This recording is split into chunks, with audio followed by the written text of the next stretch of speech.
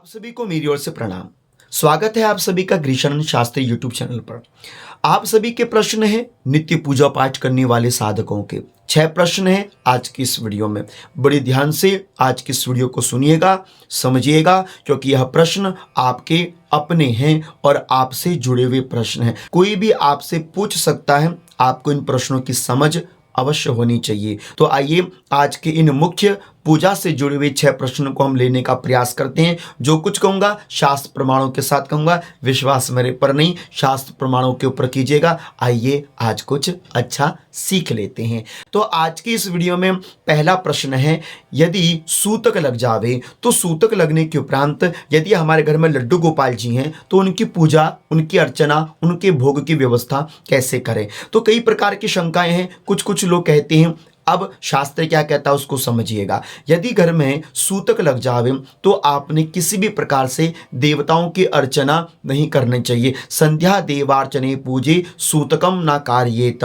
सूतक में देवार्चन पूजन, संध्या पूजन आदि, वंदन आदि कार्य नहीं किया जाता। तो ऐसी अव्यवस्था में यदि हमने अपने घर में लड्डू गोपाल जी रखे हैं तो क्या करें। कई लोग कहते हैं कि उनका पूजन करते रहना चाहिए, क्योंकि आपने उनको वात्सल्य रूप में, पुत्र रूप में आप उनकी पूजा कर रहे हो, तो उनकी पूजा करते रहनी चाहिए। देखिए, भगवान लड्डू गोपाल जी अपनी जगह, आप उनको नवदा भक्ति के रूप में किसी भी रूप में मान सकते हो, किंतु मूलतः वह भगवान है और भगवान की सूतक काल में अर्चना, वंदन, पूजन आदि करना शास्त्र के विपरीत हो जाता है। इसलिए शास्त्र के विरुद्ध कोई कार्य नहीं करना चाहिए। सूतक काल में लड्डू गोपाल जी की पूजा, जिस घर में सूतक लगा हो उन पारिवारिक सदस्यों को नहीं करनी चाहिए। शास्त्र भी कह रहा है, शास्त्र कह रहा है, प्रमाण आपके सामने भी रख रहा हूं और उसका समाधान भी रख रहा हूं। देखिए, अशौचे संप्राप्ते देवार्चा कार्या न वेति प्रश्ने ब्राह्मण द्वारा कार्या इत्युक्तम ब्राह्मणों अपि स्वयं पाकम निर्माय विन निवेदयेत।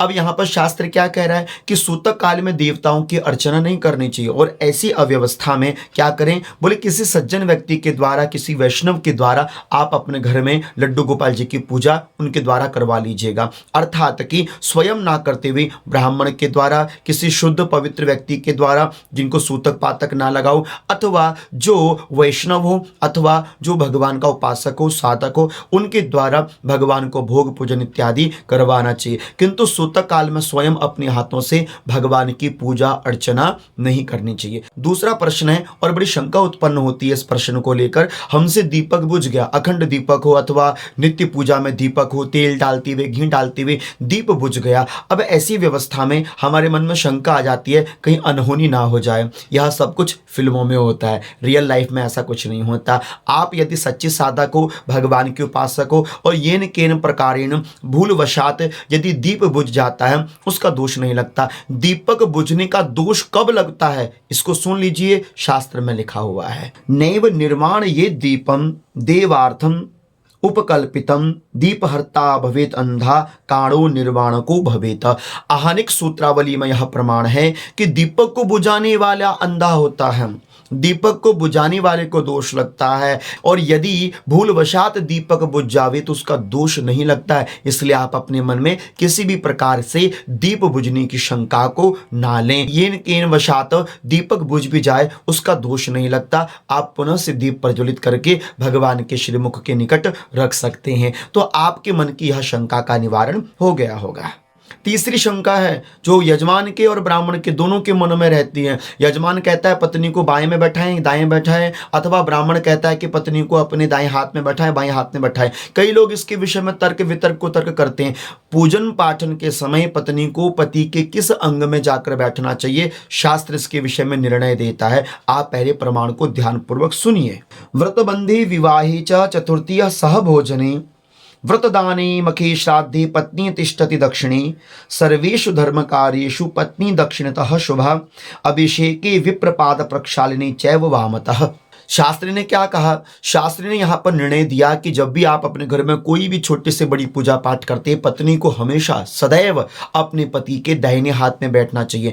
बाएं हाथ में यदि स्त्री बैठती है वो पत्नी स्वरूप में बैठती हैं, दाहिने हाथ में बैठती है तो वो लक्ष्मी स्वरूप में बैठती हैं। इसलिए इस प्रत्येक स्त्री जो भी पूजा पाठ करे, पूजन के समय अपने पति के दाहिने अर्थात राइट हैंड में आकर बैठे, अर्थात कि लक्ष्मी बनकर बैठे। किंतु जब आप ब्राह्मणों के पैरों को धोवें अथवा आशीर्वाद अपनी झोली में ले रहे हो, उस समय आप अपने पति के वामांगनी अर्थात कि बाएं अंग में आकर भगवान का प्रसाद और ब्राह्मण के पाद प्रक्षालन को करना चाहिए। अभिषेक जब हो रहा हो, जल का छींटा जब लग रहा हो, उस समय भी आपको अपने पति के बाएं अंग में आकर बैठना चाहिए और अन्यत्र प्रत्येक शुभ कार्य में स्त्री को अपने पति के दाहिने हाथ में ही बैठना चाहिए। चौथा प्रश्न है जो बड़ा शंका में डालता है, क्या स्त्री को साष्टांग प्रणाम करना चाहिए? बहुत बार बता चुका हूं, फिर भी प्रश्न का उत्तर आपको मैं दे रहा हूं, बड़ी ध्यानपूर्वक सुनिएगा। स्त्री को कदाचित भी साष्टांग अर्थात कि दंडवत होकर प्रणाम नहीं करना चाहिए।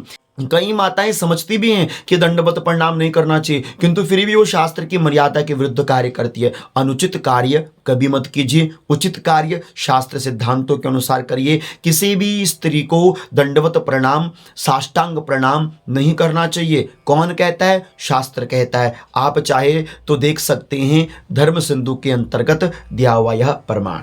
ब्राह्मणस्य गुदम शंखम शालग्राम च पुस्तकम वसुंधरा न सहते कामनी कुछ मर्दनम। शास्त्र कहता है कि शालिग्राम, शंख, पुस्तक, यज्ञोपवीत, दीपक को डायरेक्ट पृथ्वी पर रखना और स्त्री के जो वक्षस्थल होते हैं पृथ्वी पर स्पर्श होने से पृथ्वी माता उसको सहन नहीं कर पाती हैं। इसलिए ध्यान रखिएगा मेरी माताओं, आपने कभी भी साष्टांग दंडवत प्रणाम नहीं करना चाहिए। पंचांगोयम प्रणामस्तु प्रयत्नेन मया कृतः, अर्थात पंचांगोयम घुटना टेक कर माथा नवाकर भगवान को प्रणाम करना चाहिए मेरी माताओं को, और पुरुष जनों को दंडवत होकर प्रणाम करना चाहिए भगवान को। यह शास्त्र सिद्धांत है, जीवन में धारण कीजिएगा। पांचवा प्रश्न है, समझने योग्य है, आपके ही प्रश्न है। क्या आचमन करने के उपरांत पवित्री धारण करनी चाहिए अथवा आचमन करने से पवित्री अपवित्र हो जाती है? इसके विषय में सिद्धांत शास्त्र का क्या कहता है? तो शास्त्र का सिद्धांत कहता है कि आचमन करने से पवित्री कभी भी झूठ नहीं होती। प्रथम आचमन करने के उपरांत ही पवित्री धारण करने का नियम बताया गया है कि यदि मध्य में पवित्री धारण होने के उपरांत भी यदि आप आचमन करते हो तो आचमन करने से पवित्री कभी भी अशुद्ध अपवित्र नहीं होती है। शास्त्र कह रहा है, सुनिएगा। सपवित्रेण हस्तेनो कुर्याद आचमनो क्रियाम नोचितिष्ठ पवित्रम तु भुक्तो उचिष्टम तु वर्जयेत। इसके अन्यत्र आचमन करने से पवित्री कभी भी अपवित्र नहीं होती, इसलिए मन में शंका निकाल दीजिए। छठवां प्रश्न है, बड़ी ध्यान से सुनना। बहुत लोग पूछते हैं क्या जो तुलसी है, तुलसी की काष्ठ है, सूख जाती है लकड़ी, तो तुलसी लकड़ी जो समिता है, काष्ठ है, क्या उससे हमको हवन करना चाहिए कि नहीं? बहुत सारे प्रश्न आते हैं आप लोगों के इस विषय में, सुनिएगा। शास्त्र क्या कहता है? पद्म पुराण में लिखा हुआ है, होमम कुर्वन्ति ये विप्रास तुलसी काष्ठ वहीनि नाम सिक्ते सिक्ते तिले वापी अग्निष्टोम फलम लभेत। पद्म पुराण में लिखा है कि जो भक्त तुलसी की काष्ठ के माध्यम से हवन करता है, बोले उसके तिल तिल के दाने के समान उसके जीवन में हमेशा धर्म की, पुण्य की वृद्धि होती रहती है। इसीलिए कई लोग ये सोचते हैं कि सूखी हुई तुलसी को नहीं डालना चाहिए अग्नि में हवन के लिए, किंतु शास्त्र कहता है तुलसी काष्ठ के हवन से बड़ा पुण्य लाभ अर्जित होता है। करता हूं कि आपको यह वीडियो अच्छी लगी होगी। कोई भी शंका हो आप मुझे कमेंट बॉक्स पर पूछ लीजिएगा। जुड़ सकते हैं आप मेरे साथ इंस्टाग्राम पर, वीडियो को शेयर करना नहीं भूलिएगा। तब तक आप सभी को मेरी ओर से अनंत कोटि वंदन, प्रणाम। शुभ दिन रहे आप सभी का।